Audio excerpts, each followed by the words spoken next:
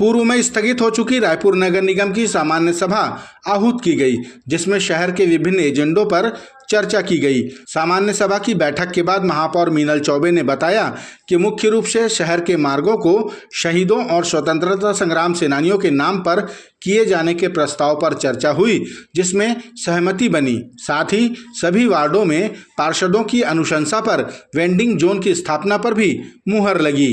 महापुरुषों की प्रतिमा स्थापना या महापुरुषों के नाम पर मार्ग का नामकरण करना, इस विषय पे चर्चा हुई। बहुत ही सार्थक सुझाव माननीय सदस्यों की ओर से आया है और हम शहीदों का भी सम्मान करते हैं, महापुरुषों का भी सम्मान करते हैं। और ईश्वर के नाम से, महेश मार्ग के नाम से भी एक विषय आया था, उसमें चर्चा हुई, सार्थक चर्चा हुई। और जो भी सत्ता पक्ष का, विपक्ष का जो भी सवाल आया, हमारे सत्ता पक्ष ने उसमें जवाब देकर उनको संतुष्ट करने का प्रयास किया और बहुमत से वो सारे एजेंडे पास हो गए।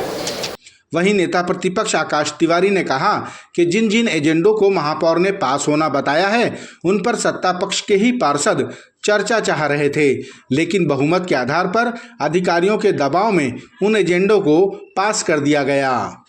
ट्रिपल इंजन की सरकार की महापौर पूरी तरह फेल है। आप देखिए, वेंडिंग जोन का जो इन्होंने प्रस्ताव लाया है, जोन अध्यक्ष इनके पार्टी के, वो लोग उस पर विरोध दर्ज करा रहे हैं।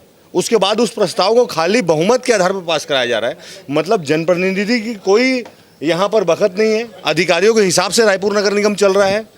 और हम जब वार्डों पे चर्चा कराने की बात कर रहे हैं, तब भी उनका कोई जवाब नहीं है। तात्यापारा चौड़ीकरण पर हम भारतीय जनता पार्टी के पार्षद भी चाह रहे हैं उस पर चर्चा हो, लेकिन महापौर जी उस पर भी चर्चा नहीं कराना चाह रही है। तो इस बात को जन्म देता है कि जो आदमी डरता है वो भागता है चर्चा से।